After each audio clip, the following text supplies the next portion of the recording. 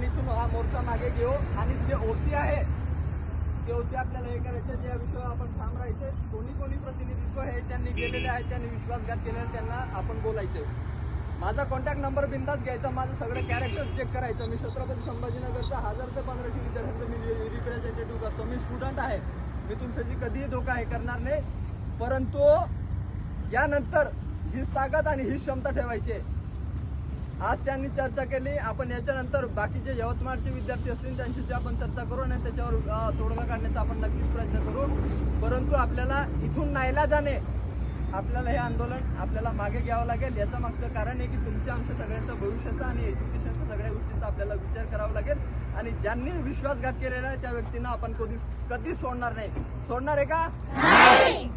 हे स्पष्ट मत. त्यांनी आपल्या 2 दिवसाचा अभ्यास असेल, त्रास असेल, सगळ्या गोष्टी त्यांनी आपल्याला त्यांनी त्रास दिला, त्यांनी स्वतः त्रास दिलेला. राहिला विषय अशोक उईके साहेब, त्यांच्याशी मी फोनवर त्यांचा रिस्पेक्ट करण्याचा आता इथं टाइम नाहीये. त्यांचा रिस्पेक्ट आपल्या जीवाशी त्यांनी खेळलेलं आहे, हे स्पष्ट तुम्हाला सगळ्या विद्यार्थ्यांना माहिती आहे. बरोबर आहे? वाटतंय की नाही? मग त्या आमदार साहेबाला आणि त्या मंत्र्याला कधी आपल्याला सोडायचं नाही. बरोबर आहे? त्या JR मध्ये आपल्याला अमेंडमेंट करायची म्हणजे करायची. सगळं ठाम आहे? धन्यवाद. आता हे प्रकल्प अधिकारी साहेब हे बोलतील आणि त्याच्यानंतर पुढील इन्स्ट्रक्शन देतील. धन्यवाद. आपण सर्वांनी एक